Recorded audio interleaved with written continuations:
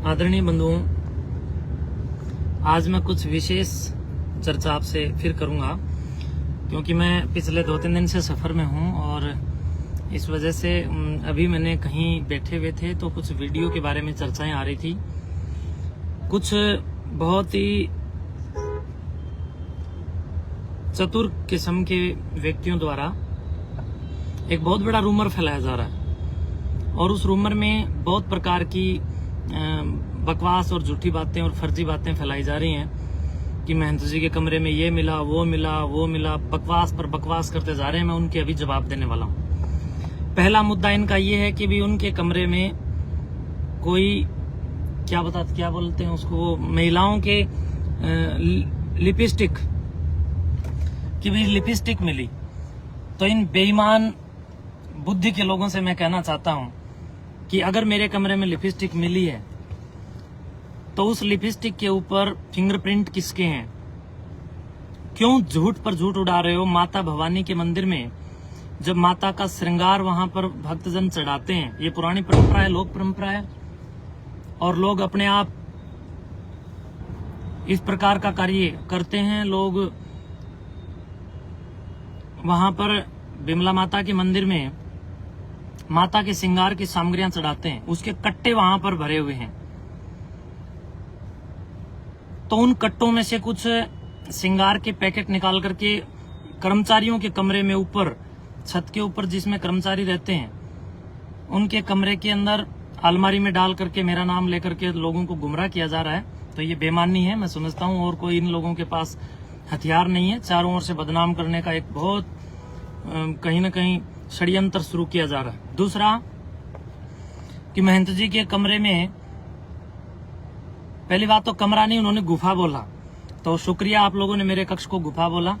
तो आप लोग याद रखें, गुफा में शेर रहता है, गिद्धड़ों के बस की बात नहीं है गुफा में रहना। तो इसलिए आप लोगों को एक शेर का कमरा अगर गुफा दिखता है तो इसका मतलब आपकी नजर में रहने वाला बंदा फिर क्या है, आप लोग विचार करें। तीसरा प्रश्न, आपने कहा कि महंत जी के निवास कक्ष में सिगरेट मिली। तो प्रिय बंधुओं, आप इस बात को गौर कीजिए। एक तरफ तो ये लोग कह रहे हैं कि महंत जी के लिप्स जो हैं वो लाल रहते हैं, यानी इस प्रकार की गिरावट इन लोगों में है। एक तरफ तो कहते हैं कि महाराज जी के होठ लाल हैं, वो लाली लगाते हैं। दूसरी तरफ कहते हैं महंत जी सिगरेट पीते हैं, किसी भी सिगरेट पीने वाले का मुंह देखना, उसके होठ बिल्कुल काले हो जाते हैं।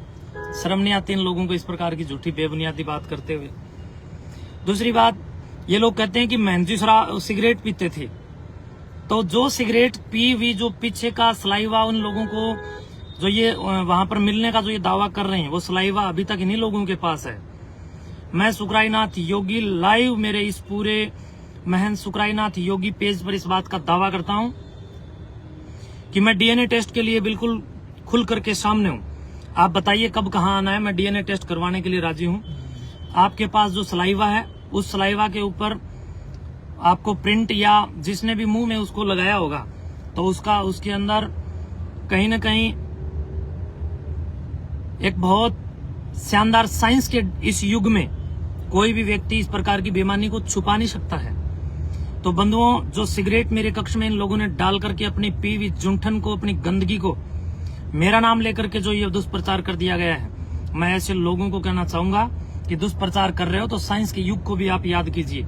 आज साइंस का युग है, आप झुठला नहीं सकते। आप लोगों के पास सलाइवा है और मेरा आप जो भी लेना चाहें, ब्लड सैंपल लेना चाहें या मेरे शरीर में से जिस भी अंग की, बाल से लेकर के आपको नाखून तक की जहां भी डीएनए टेस्ट के लिए जरूरत पड़ेगी, मैं देने के लिए तैयार हूं। आपके पास सलाइवा है और आप लोग उसका डीएनए टेस्ट कराइए।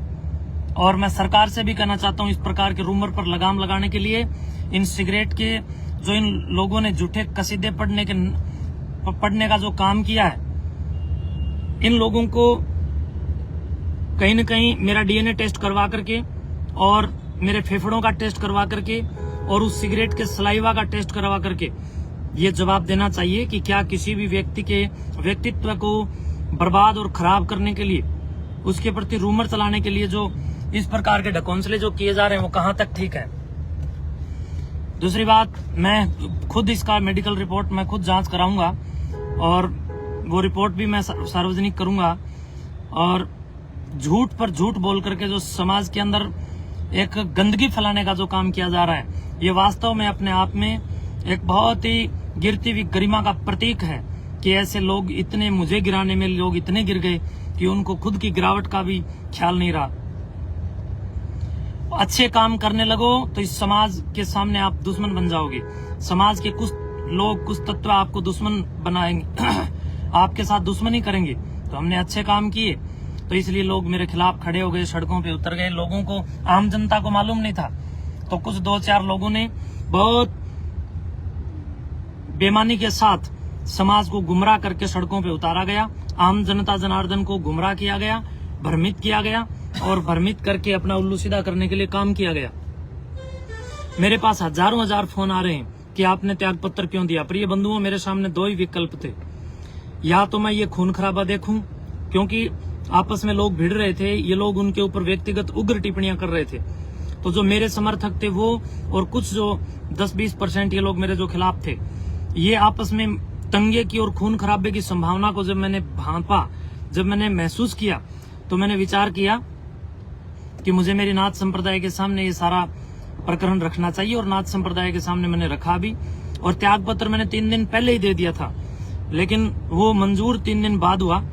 और नाथ संप्रदाय के पूज्य संतों, परम पूज्य आदरणीय गुरु, हमारे जो पीर महोदय हैं, हमारे जो मानधारी हैं, हमारे जो जमात के महंत हैं, उन सब के सामने मैं बार बार इस बात को बता रहा था कि इस प्रकार की चालाकियां वहां पर वो लोग कर रहे हैं जिन्होंने मठ की जमीन को अवैध रूप से कहीं न कहीं घेर रखा था। अवैध रूप से जमीनों पर जिनके कब्जे थे, सुखराई नाथ ने उनके पिछवाड़े पर कानूनी डंडा चलवा करके कहीं न कहीं उस जमीन को इन लोगों के कब्जों और अवैध कब्जों से मुक्त करवा करके मठ को सुपुर्द कर दिया।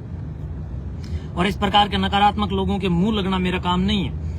तो जब ये खून खराबे का माहौल मैंने महसूस किया, तब मैंने विचार किया कि क्यों ना मैं त्याग पत्र दे दूं ताकि एक पक्ष शांत हो जाए। तो मेरे वाले पक्ष को मैंने बहुत हाथ जोड़ करके, चाहे मुझे कैसे भी शांत करना पड़ा हो, मैंने अपने पक्ष को शांत किया है। मैं मानता हूं कि मुझे ऐसा नहीं करना चाहिए था, लेकिन खून खराबे से बचने के लिए और समाज के अंदर एक बहुत क्रंदन पैदा ना हो इसलिए, और कोई आपस में जन हानि ना हो, इसलिए मैंने अपने आप को इस पद का त्याग करते हुए अपने आप को दूर कर लिया। और अपने जितने भी समर्थक थे, उन समर्थकों को मैंने मनाया कि कोई झगड़ा या कोई दंगा फसाद नहीं करना है। और अभी भी मैं सबसे अपील करता हूं कि जब हम सब ने इतना कुछ सहन कर लिया है, तो आपसे आगे भी मैं आग्रह रखता हूं कि आप शांति बनाए रखें। दादा काला पीर जी महाराज, गुरु गोरक्षनाथ जी महाराज और सिद्धों की कृपा से सब कुशल मंगल होगा और सब बिल्कुल ठीक हो जाएगा। ये जो रूमर इन लोगों ने फैलाए हैं, ये केवल और केवल झूठी अपवाद और बकवास है। इन लोगों को अभी लेबोरेटरी टेस्ट और कहीं न कहीं DNA टेस्ट करवाना चाहिए। ये क्यों इस प्रकार की फालतू बातें करके समाज के अंदर गंदगी फैलाने का काम कर रहे हैं। तो मैं चुप हूं, इसका मतलब ये नहीं है, मैं चुप हूं इसका मतलब ये नहीं है कि मैं इन लोगों से किसी तरह दबा हुआ हूं, लेकिन मैं समाज को एक बहुत बड़े खून खराबे से बचाने के लिए चुप बैठा हूं। और इसलिए 3 महीने भी मैं लड़ता रहा, खूब मैं 3 महीने लड़ता रहा। जब तक मैं लड़ा, जब तक ये लोग मेरे से लड़ते रहे, लेकिन उस दिन मैं हार गया। अर्थात उस दिन मैं हिम्मत मेरी टूटी जिस दिन ये आपस में लड़ने लग गए।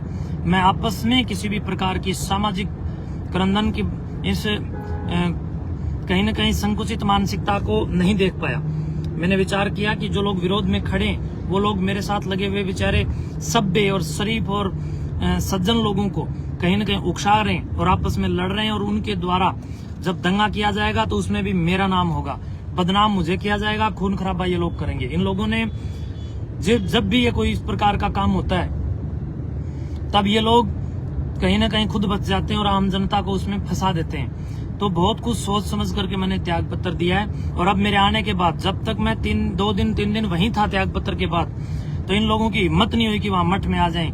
जब मैं बाहर चला गया तो पीछे से इस प्रकार की गंदी हरकतें कर रहे हैं। बार बार मैं इन लोगों को कह रहा हूं कि बाज आ जाओ, फालतू बात मत करो। मैंने बिल्कुल ग्राम को और पूरे भाईचारे को बनाए रखने के लिए मैंने अपना त्याग पत्र दिया है। और त्याग पत्र का ये लोग कहीं न कहीं अपने ऊपर ले रहे हैं। नाथ संप्रदाय हमारी नाथ संप्रदाय के सामने चाहे हम त्याग पत्र दे, मेरी नाथ संप्रदाय चाहे मुझे जो सजा दे, मैं मुझे लेना चाहिए। लेकिन ये लोग कौन होते हैं जो 2 4 5 तत्व खड़े होकर के बकवास कर रहे हैं? इन लोगों की कोई किसी भी प्रकार की मैं नहीं समझता कि आवश्यकता है। और एक मुद्दा इनका सिगरेट का था, जिसकी सलाइवा को ये लोग चेक कराएं डीएनए टेस्ट के लिए। दूसरा, ये लोग कह रहे हैं कि भी वहां पर वो महिलाओं के समान मिले। वो माता बिमला भवानी के मंदिर में चढ़ते हैं और वहां पर ऊपर जो कर्मचारी है उसके कमरे में वो बहुत ज्यादा संख्या में पड़े और बाहर भंडार के सामने भी बहुत बड़ी संख्या में पड़े। वहां से उठा करके उन कट्टों से 2 4 अलमारी के अंदर डाल करके वो जो श्रृंगार का सामान है माता का वो डाल करके, और ये लोग मुझे बदनाम करने का काम कर रहे हैं। एक तरफ तो ये लोग कह रहे हैं सुखराईनाथ बहुत आलीशान ढंग से रहता था। तो जब मैं आलीशान ढंग से रहता था तो जिन सामग्रियों को तुम डाल रहे हो वो 5-5 रुपए की चीजें क्यों डाल रहे हो? वो भी कम से कम भी 1000-2000 रुपए की तो होनी चाहिए थी। अरे कम से कम कोई ब्रांडेड चीज डालते ताकि आपका इल्जाम कहीं न कहीं सत्य साबित हो जाता। एक तरफ कहते हो कि मठ के अंदर कुछ आटा भी नहीं रखा, आटा भी वहां नहीं रखा। अरे मेरे पास इतने 200, 300 लोग रोज भोजन करते थे वहां। वो लोग फिर वहां भोजन कैसे करते थे अगर मैं वहां से सब कुछ ले गया? जिस दिन मैं आया हूं उससे पहले दिन भी वहां पर कितने ही लोगों ने भोजन किया है। और इसके साथ साथ लोग कहते हैं कि गेहूं नहीं है। गेहूं वाला 1 नंबर कमरा जाकर के देखो, गेहूं से बिल्कुल भरा हुआ है। टंकियां गेहूं की भरी हुई है। बर्तन कमरों को ऊपर जाकर के देखो, कमरे भरे हुए। तो ये सब फालतू बात कर रहे हैं और समाज को गुमराह कर रहे हैं। समाज को गुमराह नहीं होना चाहिए। और कुछ नशेड़ी तत्व हैं जो मेरे खिलाफ पड़े थे, और इन नशेड़ियों के द्वारा, कुछ नशेड़ी हैं ये लोग, ज्यादा नहीं है, और इन लोगों ने समाज को गुमराह करना और लोगों को कहीं न कहीं बहकाना और घुमा फिरा करके उनको लोगों को उकसाना इन लोगों को अच्छी तरह आता है। मैं समझता हूँ इस प्रकार की जो एक कौशल क्षमता है वो मेरे अंदर नहीं है कि मैं लोगों को गुमराह करूं। और लोग मेरे ऊपर इल्जाम लगा रहे हैं कि मेहंदी खिड़की में से गई। तो सोचिए, मैं अगर खिड़की में से गया हूं तो क्या मेरी गाड़ी भी खिड़की में से गई है? क्यों झूठ पर झूठ बोल रहे हो? कहीं तो तुम लोग मैं तो आप लोगों से अपील करता हूं जो लोग मेरे ऊपर इल्जाम लगा रहे हैं कि कहीं किसी गंदे तालाब में भी डूबकर मत मरना, क्योंकि अगर गंदे तालाब में भी अगर आप लोग डूबे तो वहां का गंदा पानी भी और ज्यादा शर्मिंदा हो जाएगा, और ज्यादा गंदा हो जाएगा। तो इसलिए समाज को चाहिए कि आप देख सकते हैं मैं वहां से बिल्कुल एकदम मेरे पुस्तकों के सिवाय और एक डीवीआर जिसके अंदर हमारा पिछले 1-1.5-2 महीने का जो भी उसके अंदर एक क्षमता के अनुसार रिकॉर्ड होता है वो तो मुझे रखना ही पड़ेगा, वरना ये लोग पता नहीं कल को क्या कारिस्तानी करके क्या इल्जाम लगा दें, ताकि पिछले 1.5-2 महीने मेरे से कौन कौन मिला मेरे पास उसका सबूत हो। तो वो मेरे पास है, सुरक्षित है, इसमें किसी का क्या है, मेरा अपना रिकॉर्ड है वो। और ये लोग जो इल्जाम लगा रहे हैं कि रात को 1 बजे गए, 1:30 बजे गए, 12 बजे का ट्रक ढोलिए, इन झूठे लोगों ने मठ के मुख्य द्वार पर एक बहुत बड़े बड़े कैमरे लगा रखे हैं। तो इन लोगों से ये प्रश्न आप लोगों को पूछने चाहिए कि अगर मठ की तरफ से रात को अगर 1 बजे या 1:30 बजे या 12 बजे कोई ट्रक सामान से भर करके निकला है तो उसी तत्कालीन समय की रात के समय की आपके कैमरे में, जिसका डीवीआर भी आप लोगों के पास है, जिसका एक्सेस आप लोगों के पास है, उसके डीवीआर में जो वीडियो बनी है उस वीडियो में ट्रक का नंबर या ट्रक भी तो दिखाई दे रहा होगा। तो ये सब फालतू बात कर रहे हैं। सीसीटीवी कैमरे का एक्सेस इन लोगों के पास है। बाहर जो मेन गेट से जहां से सभी का घुसना और निकलना, प्रवेश करना और बाहर निकलने का जो रास्ता है वहां पर सीसीटीवी इन लोगों के लगे हुए। तो ये सब फालतू और फर्जी बात करते हैं। मैं सुबह 4 और 4:15 बजे के आसपास में वहां से इसलिए निकला था कि भाई मुझे एक लंबे यात्रा में जाना था, और बहुत सारे जो मेरे सेवक श्रद्धालु हैं, शुभ चिंतक हैं, उनको मैं फोन किया। उन सब लोगों को फोन करके मैं वहां से निकला हूँ। मैं कोई किसी भी प्रकार से, अगर मैं चोर होता तो मैं वहां पर 2-3 दिन क्यों रुकता? मैं इसीलिए 2-3 दिन रुका ताकि जो मेरे फॉलोवर हैं उनको मैं शांत कर सकूं। मैंने सबको शांत किया, और शांत करने के बाद उन सब की रजा और रजामंदी से मैं बाहर आया हूं। और जब आया हूं, जब प्रशासन की नजर में आया हूं, तो कहने का मतलब ये सब कहीं न कहीं बहुत बड़ा रूमर फैला रहे हैं और घटिया किस्म की बातें करके लोगों को गुमराह कर रहे हैं। मैं जो है आप सबके माध्यम से भी यही कहना चाहूंगा, इस मेरे पेज के माध्यम से आप सबको यही कहना चाहूंगा कि गुमराह ना हो। और मेरी जो मुहिम है, जो नशा मुक्ति की अभियान चलाते हुए जो हमारी मुहिम थी, या जो अन्य अन्य जितनी भी हमारी मुहिम थी वो चलती रहेंगी। हम लोग भविष्य में बहुत बड़े लेवल पे काम करेंगे और आने वाले समय के अंदर भी हम लोग सामाजिक सदाचार के लिए और समरसता के लिए काम करेंगे। और जिन लोगों को हमसे जलना है वो जलते रहें और हमारा जो कार्यक्रम या हमारा जो कार्य है वो हम करते रहेंगे। जिसको जलना है जलिए और जिसको उछलना है उछलिए, जिसको कूदना है कूदिए और जिसको कुशल मंगल समाज के भले में सहयोग करना है वो अपने अपने क्षेत्रों में, अपने अपने नजदीकी मंडल में आप लोग काम कीजिए, एक टीम बनाकर काम कीजिए और नशा को जड़मूल से नष्ट करने के लिए काम करें। तो इन्हीं शब्दों के साथ 3 ही मुद्दे थे ना, एक मुद्दा सिगरेट का, दूसरा मुद्दा लिपस्टिक का और तीसरा मुद्दा हाँ खिड़की का। तो ये सारे मुद्दों पर मैंने जवाब दे दिए हैं। और कुछ लोग कह रहे हैं कि गाड़ी ये वो, गाड़ी मेरी अपनी गाड़ी है, मेरे को एक शिष्य ने उपहार में दी थी। ये भेंट मेरे को व्यक्तिगत रूप से महंत सुखराई नाथ को ये गाड़ी भेंट की हुई है और ये गाड़ी जिन्होंने दी अभी तक उन लोगों के ही नाम है। मेरा तो मेरे पास कुछ नहीं है, सब कुछ समाज का दिया हुआ है। और ये जो गाड़ी है जिन लोगों ने मुझे दी, मैंने उन लोगों से चर्चा की तो उन लोगों ने कहा ना जी हमने आपको दी थी व्यक्तिगत रूप से। और उन लोगों ने जब गाड़ी मुझे दी और उन लोगों के नाम में अगले खुद ही मेरी गाड़ी की किस्त भर रहे हैं, मेरा इस गाड़ी से मेरा कोई लेना देना नहीं है। बहुत बहुत शुभकामनाएं। बाकी लोग वहां पर सारा सामान भरा हुआ है, पूरे मठ को मैं भरा पूरा छोड़ करके आया हूँ। अब कारिस्तानी कोई कुछ करे तो कर सकता है। धन्यवाद।